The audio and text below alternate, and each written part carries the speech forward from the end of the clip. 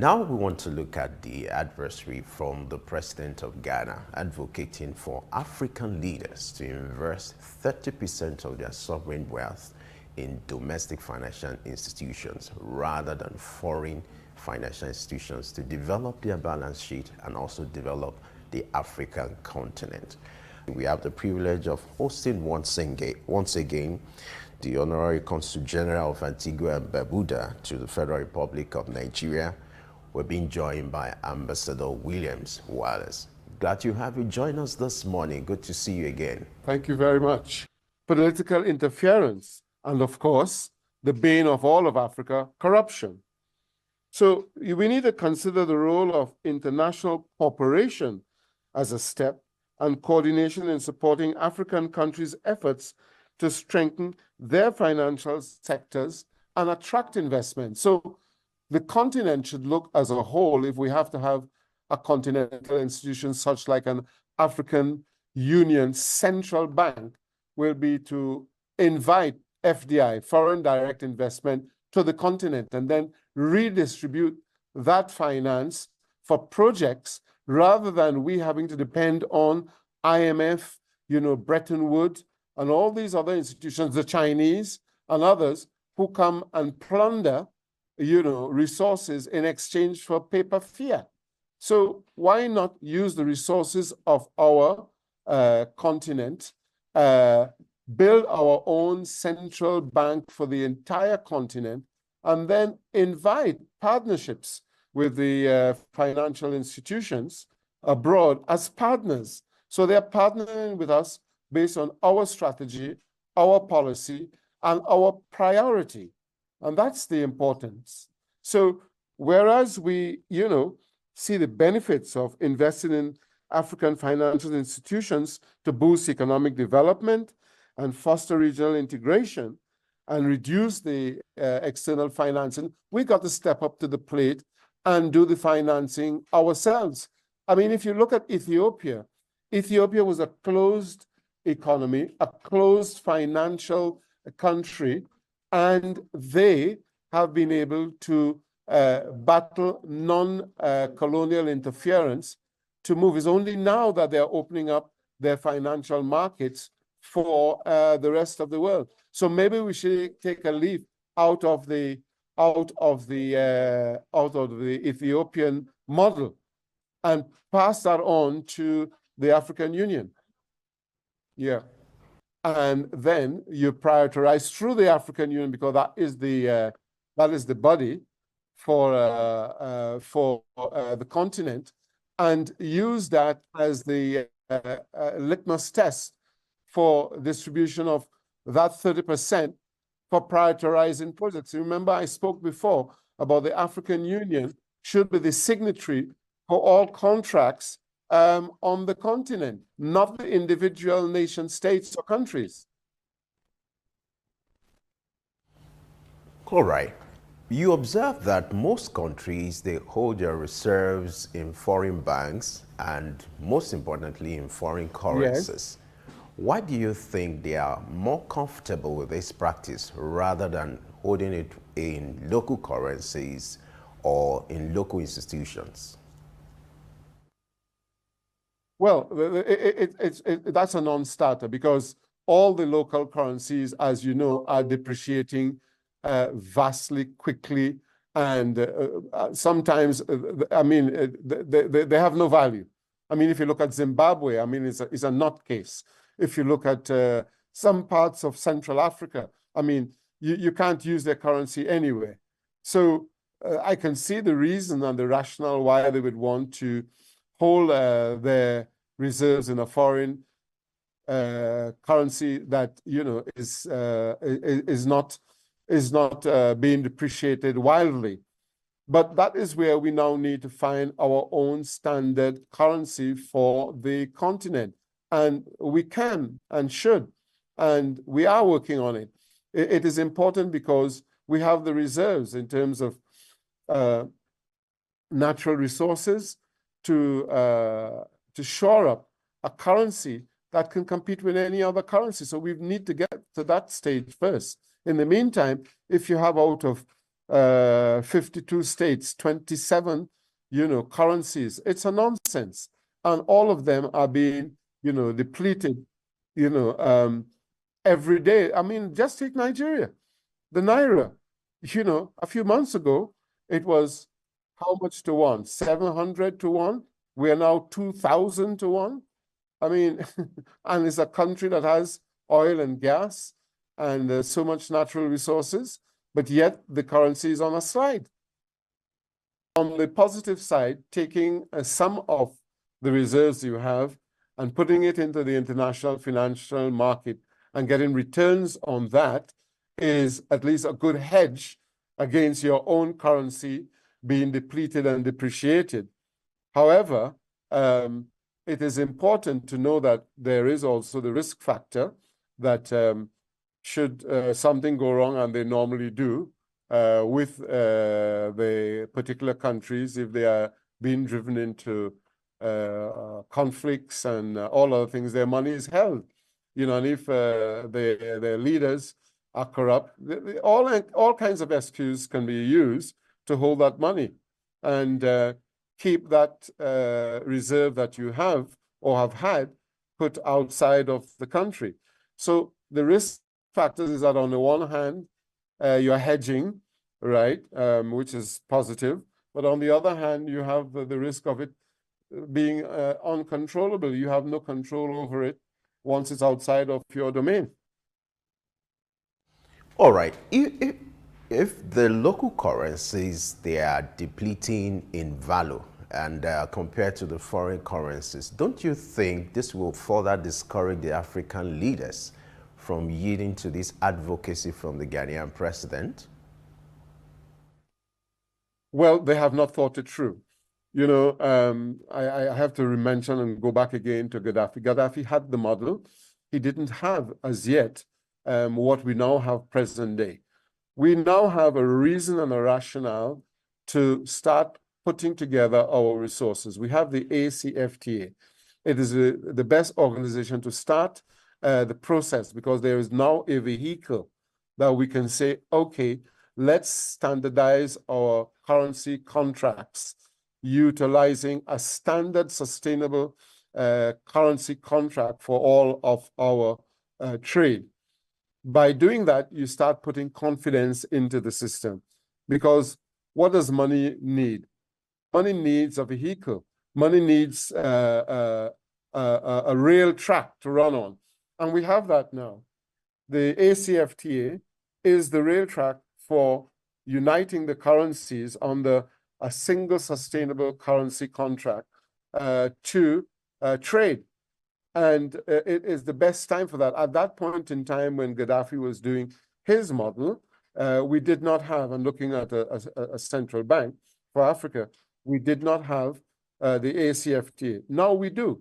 So there's no reason why they can't have the confidence to say, let us now look at standardizing a currency to trade with as a contract system, that the model is Euro, and the model is Europe. That is what happened with Europe.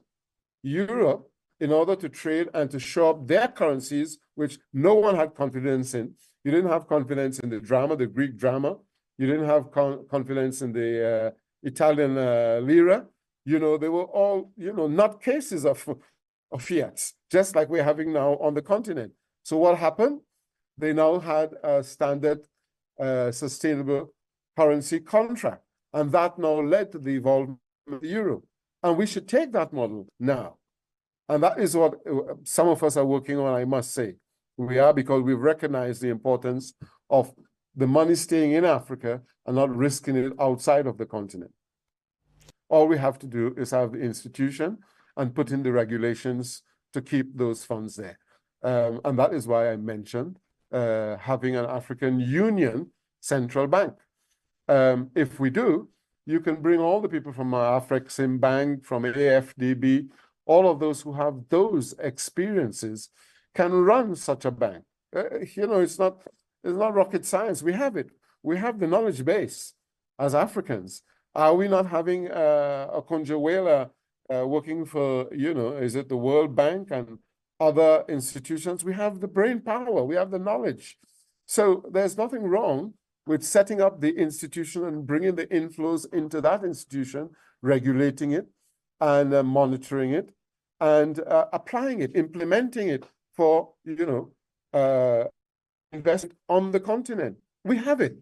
Let's not fool ourselves to think that we must send those investments abroad. It's nonsense. We have what is required. Bring all the African brain power in finance and investment back home, put an institution like an African Union central bank together and bring them to the fore.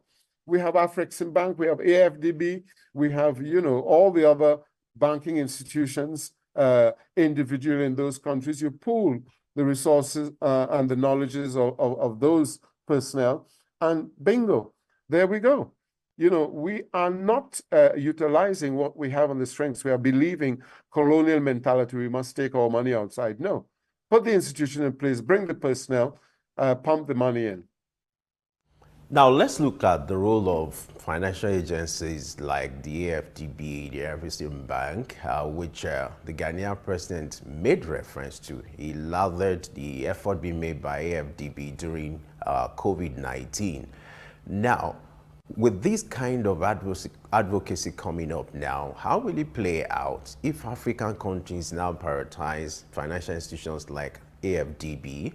And then how will you assess the leadership and the activities of these banks in recent times? Do you think, judging by the activities, this will warrant this kind of investment in a kind of financial institution like the AFDB and the rest of them? Yeah, we have a good leader actually from Nigeria, as you know, at the AFDB. Again, I'm going back to having the personnel to run these organizations. Again, it's all about pooling our knowledge resources where that is concerned. Let us tap into what we have and have the confidence to operate, and we can enlarge the AFDB. Why do we have to have all other international bodies pumping money into the AFDB so that they can make the decision making for us? No, we shouldn't. Let us have our own funds so that we can be making those decisions ourselves and not having outside influence, because too much we keep having these outside interests, outside funds, outside financing, which interferes with our strategic policy for the continent, that we cannot have a yearly plan, an African development goal, as I talked about, every year, that we have our own goals and not be influenced by these other institutions outside who will keep telling us what to do because they have their funds in our institutions. Talking about this move on the part of Russia, will you consider it to be more of a geopolitical thing, maybe politics at play, rather than providing humanitarian services?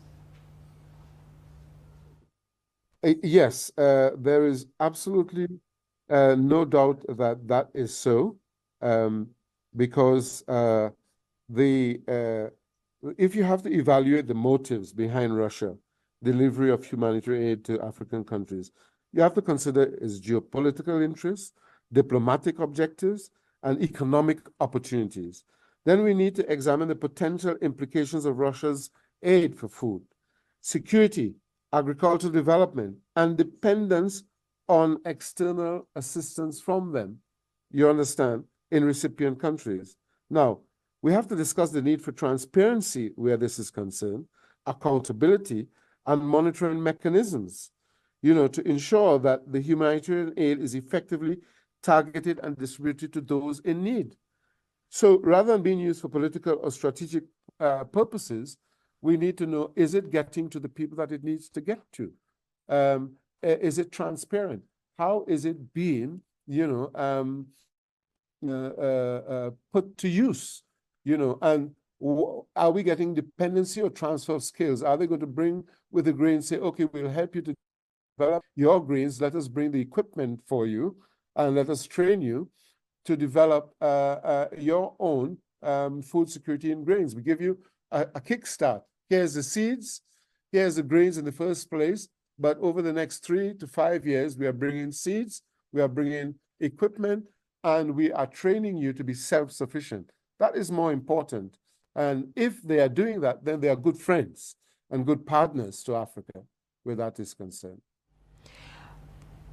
Okay, some analysts globally have described this move by Russia as strategic, and they also say it is geopolitics and that Africa has become a ground for such play. Now, what is to be done at this point? Because it is not only Russia that is making such strategic move.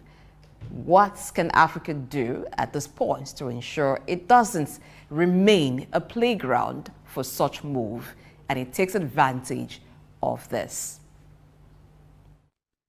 Well, as I just said, one, we have to develop our own. So what you have to do is have a strategic partnership. You say to Russia, Russia, thank you very much for your grain. But we need, over the next 2 to 3 years, we need seeds, equipment, training to become self-sufficient. So if we are not to be seen as a dumping ground for geopolitics between, the West and Russia and China and others, let's have transfer of technology. Let's develop local content. I'm a strong advocate of local content, and I preach it. I brought it to Nigeria in the oil and gas sector. So I am an advocate of local content development, transfer of knowledge, and development of our own skill set and our own knowledge base, and also manufacturing of equipment to do the job.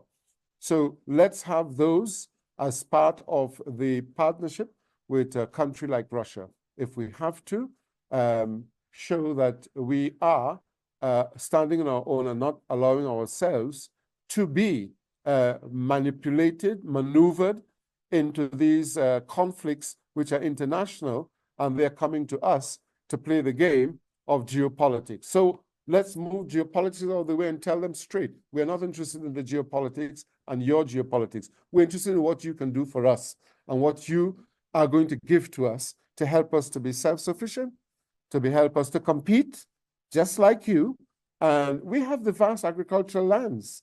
We have the manpower, and we certainly have the soil content to make Africa one of the exporters of grain, but intra-Africa, we will be self-sufficient.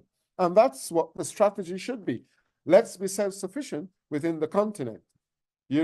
Bring on your technology, bring on your skill set, bring on your manufacturing knowledge, and let's partner with you. If you really love Africa and you really love these countries that you're giving grain to, let us and you demonstrate to us and to the rest of the world that you are a true friend and partner. All right, what a way to wrap up this conversation. We just need to thank you for your time.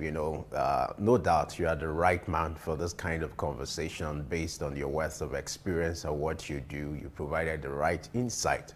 You're passionate about Africa. I want to thank you for your time, your commitment, and your submissions on the issue of Africa. We are hoping that our leaders will lead to this kind of adversary, and Africa will be a better place for it.